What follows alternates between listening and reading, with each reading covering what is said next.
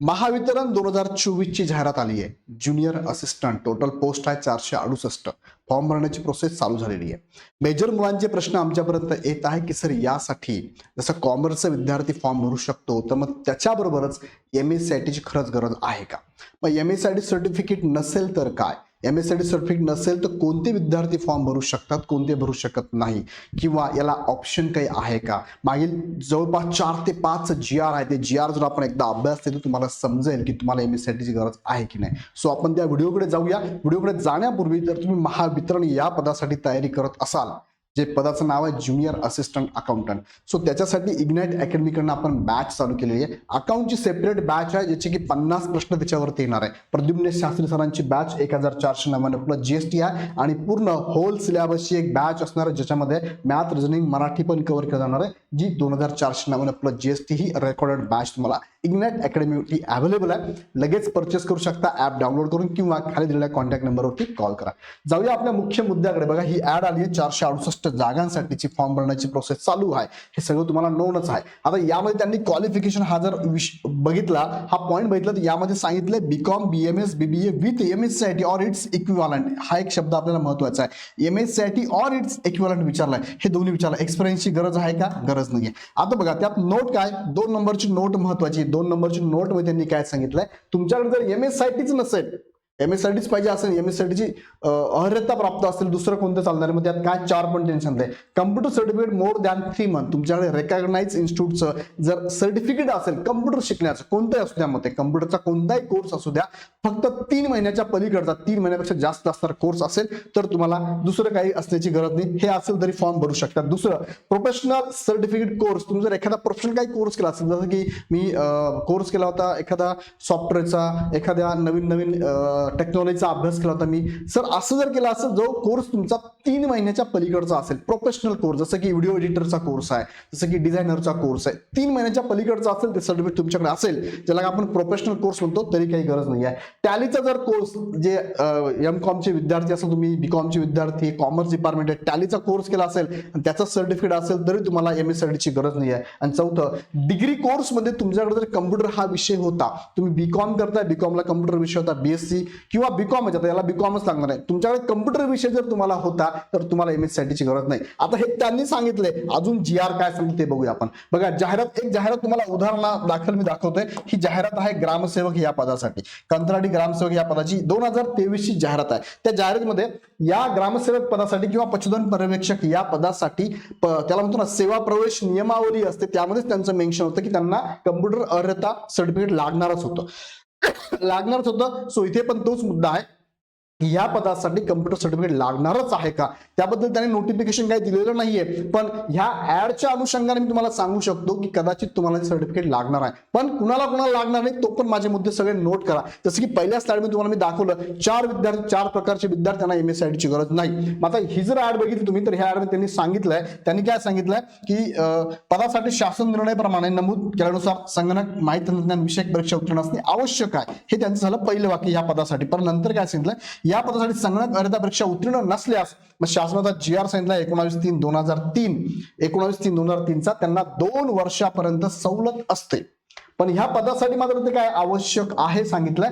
इतर पदांसाठी मात्र 2 वर्ष त्यांनी सवलत दिली. इतर भरपूर पदं झेडपीच्या अंतर्गत होते, पण ह्या 2 पदांना लागत होतं. तशाच बाबतीत तुम्हाला सुद्धा ज्युनियर असिस्टंट साठी कदाचित कम्प्युटरचं नॉलेज असणं गरजेचं आहे. मग तुम्हाला कुणाला लागणार आहे, कुणाला नाही लागणार आहे, आणि कुणाकडे नसेल आणि काही गोष्टी असेल तर ते सुद्धा फॉर्म भरू शकतात. जसं की इथे मी सांगितलं, हे 4 उमेदवार फॉर्म भरू शकतात. मग अजून काय सांगतायत, जसं की हा GR 19 मार्च 2003 चा, जो त्यांनी इथे मेन्शन केलाय, 19 मार्च 2003 चा GR काय सांगतोय, हा GR बघा, हा GR सांगतोय की तुम्हाला दिनांक 19/3/2003 रोजी किंवा त्यानंतर गट अ, गट ब आणि गट क, तुमचं पद हे गट क आहे, मधील वाहन चालक वरून ज्या पदाची निवड प्रक्रिया सुरू होईल अशा नव्याने नियुक्त होणाऱ्या सर्व अधिकारी कर्मचाऱ्यांनी संगणक अर्हता त्यांच्या नियुक्तीच्या दिनांकापासून 2 वर्षाच्या आत, इथे काय सांगितलंय, 2 वर्षाच्या आत प्राप्त करणे आवश्यक राहील. म्हणजे तुम्हाला इथे पोस्टवर गेल्यानंतर 2 वर्ष शिथिल थंब तुम्हाला मिळणार आहे.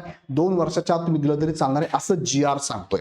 आता हा GR जर तुम्ही इथे लागू केला तर डेफिनेटली सगळेच विद्यार्थी फॉर्म भरू शकतात. जे जे क्वालिफिकेशन त्यांचं कॉमर्स डिपार्टमेंटकडनं आहे सगळेच विद्यार्थी फॉर्म भरू शकतात. सगळ्यांना हा जी आर लागू होऊ शकतो. येते लक्षात हा जी आर. आता पुढे अजून काही जी आर मी तुम्हाला दाखवतो. कुणाला नाही लागणार संगणक अर्हता 4 फेब्रुवारी 2013 चा हा जी आर आहे. काय सांगतो हा जी आर? हा जी आर सांगतो की ज्यांच्याकडे CCC जर सर्टिफिकेट असेल तुमच्याकडे तरी चालणार आहे. त्यानंतर तुमचा 9वी 10वी 11वी 12वी जर तुमचा कम्प्युटर विषय होता तर त्या विद्यार्थ्यांना पण वेगळं सर्टिफिकेट घ्यायची गरज नाही आहे. केंद्रीय माध्यमिक शाळेमध्ये पण 10वी 12वी तुमचा कम्प्युटर विषय असेल तुम्हाला गरज नाही आहे. त्यानंतर इंजिनिअरिंगचे सगळेच विद्यार्थी जे विद्यार्थी इंजिनिअरिंग ज्यांनी केलेलं आहे त्या सगळ्याच विद्यार्थ्यांना इंजिनिअरिंगचा एखादा कोर्स असेल त्यांना गरज नाही कम्प्युटरची.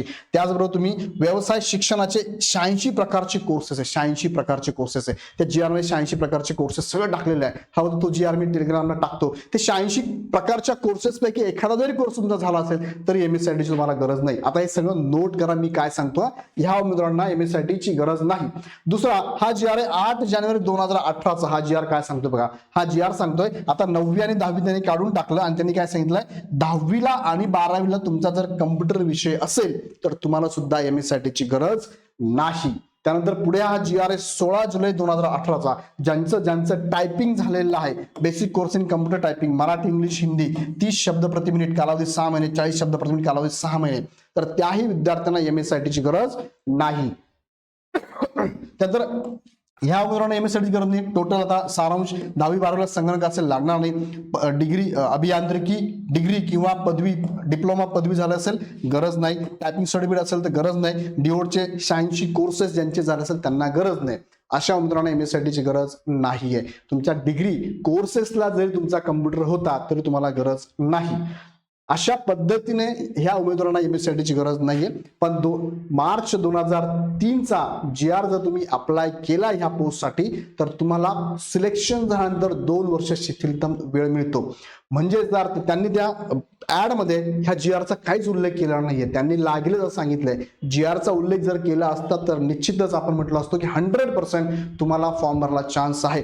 फॉर्म सुटल्यानंतर मात्र अजून क्लिअर होईल त्यांनी त्यात काही एडिट करता काही चान्सेस देतात का. सो माझ्या प्राथमिक अंदाजानुसार तुम्हाला हा जी आर जर लागू केला तर तुम्हाला फॉर्म भरायला काही अडचणी MSIT ची गरज लागणार नाही. पण हा जी आर जर लागू नाही केला यांनी इथे तर मात्र तुम्हाला MSIT किंवा तत्सम जे मी तुम्हाला आता सांगितलेलं आहे तसे सर्टिफिकेट जर तुमच्याकडे असेल तर तुम्ही फॉर्म भरू शकता. काही अडचण आहे तर माझा नंबर तुमच्याकडे आहे 9420124444. ह्या नंबरला तुमचे सर्टिफिकेट मला पाठवून द्या किंवा तुमचे काही प्रश्न असतील माझ्यापर्यंत पोहोचवा. त्याचे उत्तर मी तुम्हाला देतो. या व्हिडिओच्या कमेंट बॉक्समध्ये जाऊन सुद्धा तुम्ही कमेंटमध्ये टाका. तुमच्या प्रश्नांचं उत्तर मी नक्की देतो. व्हिडिओ आवडला तर लाईक करा. चॅनल सबस्क्राईब करून ठेवा कारण तुमच्या मनातील प्रश्नांचं उत्तर म्हणजेच इग्नाइट अकॅडमी आहे. आणि इग्नाइट अकॅडमीकडून तुम्हाला खूप चांगली संधी खूप कमी फी मध्ये ही बॅच ऑफर केली आपण 2499 प्लस GST पूर्ण होल बॅच आहे. फक्त अकाउंटची घ्यायची तर 1499 प्लस GST आहे. खूप विद्यार्थ्यांनी फॉर्म भरलाय. तुमचे कॉम्प्युटर खूप जोरात कामाला लागले. तुम्हाला सुद्धा जोरात कामाला लागायचं रिस्क अजिबात घ्यायची नाही आहे. जोरात अभ्यास करायचा आणि हे पद मिळवायचंच आहे. सो तुम्हाला खूप खूप शुभेच्छा. अडचण असेल नक्की आमच्यापर्यंत कळवा. तुर्तास थांबतो. खूप खूप धन्यवाद.